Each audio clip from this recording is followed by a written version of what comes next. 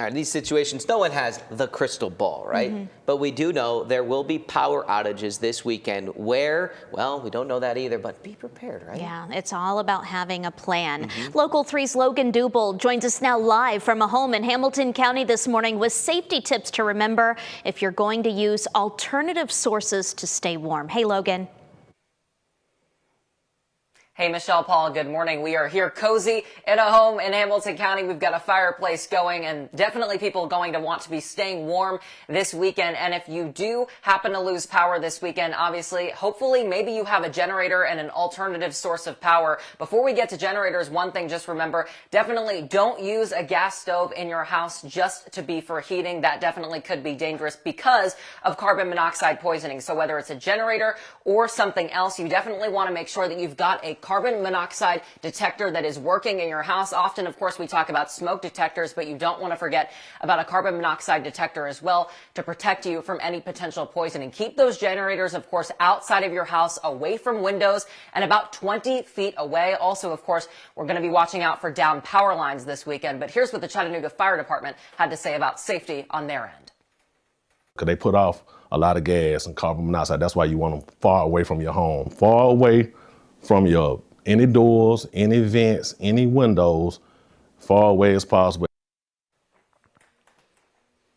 So definitely some good tips, of course, to keep in mind this weekend, specifically if you are relying on another heat source. Hopefully you won't be one to lose power, but just something to keep in mind, especially on Saturday, as we know some icing is possible. And really, as we get into next week, when we know temperatures are certainly going to be dipping far below freezing. But we are thankfully staying warm here in this cozy house. We've got a fire behind us. So coming up in about 30 minutes, we'll review all of these winter weather preparedness tips that we've been telling you all week long. Again, that's coming up in just about 30 minutes. Guys? All right, that's helpful information. Even after this weekend, storms temperatures could dip into the single digits early next week. Despite the changing forecasts, those threats of power outages, they do remain. Yeah, Local 3's Logan Duble joins us from inside of a home in Hamilton County with what to do just in case your lights go out. Hey, Logan.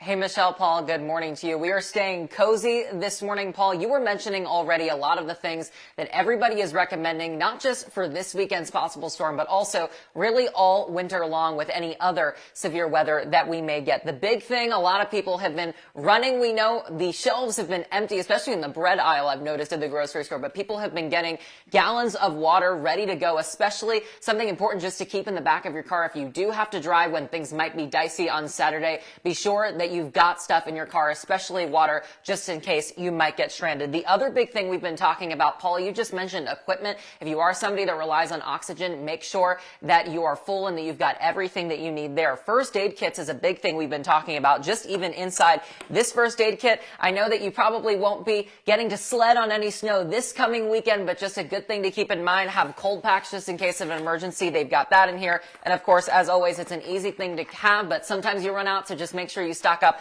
on Band-Aids as well and just anything else you might want to have in a first aid kit.